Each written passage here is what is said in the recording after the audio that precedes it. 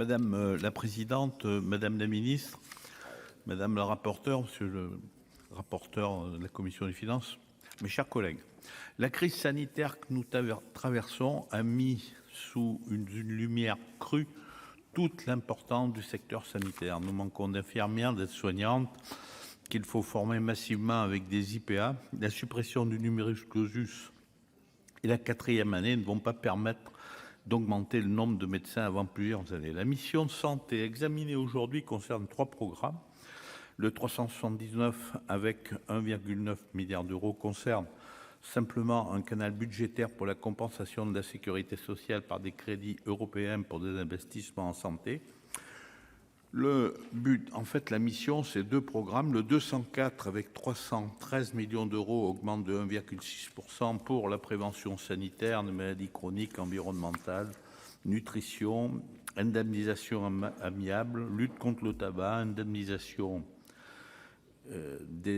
modernisation des offres de soins, évaluation sur le dépistage colorectal, etc. Mais c'est surtout le programme 183 consacré à l'aide médicale de l'État. Ce dispositif est destiné à financer les soins des immigrés en situation irrégulière. Il nous honore.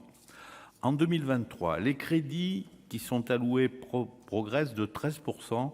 C'est 1,14 milliard d'euros que nos concitoyens vont consacrer à soigner les personnes en situation irrégulière sur le territoire français. Le périmètre des soins remboursés, plus large actuellement, doit revenir sur ce qui se fait dans les pays voisins. Pendant les 3 premiers mois, nous devons recentrer les admissions sur les traitements et les maladies graves et les soins d'urgence et prophylaxie des maladies graves, les grossesses. C'est le dispositif humanitaire pratiqué en Allemagne et dans les pays voisins. D'autre part, certains patients proviennent parfois des pays du G20, n'habitent pas en France depuis 3 mois, n'ont pas de pathologie d'une exceptionnelle gravité et souvent, le traitement pourrait être réalisé dans leur pays.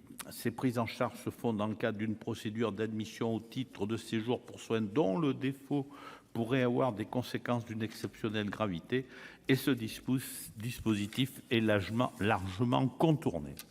Nous devons aussi contrôler les fraudes à l'identité, aux ressources et à la résidence. Je soutiens l'amendement de Madame le rapporteur concernant l'attribution de crédits dans des actions mobiles de prévention pour les personnes qui en ont besoin dans le cadre de maraudes notamment. L'augmentation du nombre de bénéficiaires de 335 000 en 2020, ils sont de 400 000 environ en 2022. Les mesures de 2019, comparution physique pour la demande en CPAM, délai d'ancienneté, ont été supprimés pendant le Covid. Il faudra y associer, à mon avis, les maisons de France Service, car les CPAM sont parfois éloignés des populations. L'investissement de long terme en matière de santé doit rester notre priorité. En ce qui concerne l'humanisme, nous devons rester, comme l'indique Madame le rapporteur, à des notions d'urgence pendant les 3 premiers mois. Le groupe des Indépendants votera donc en faveur de son adoption. Merci. Merci beaucoup. La parole est à Madame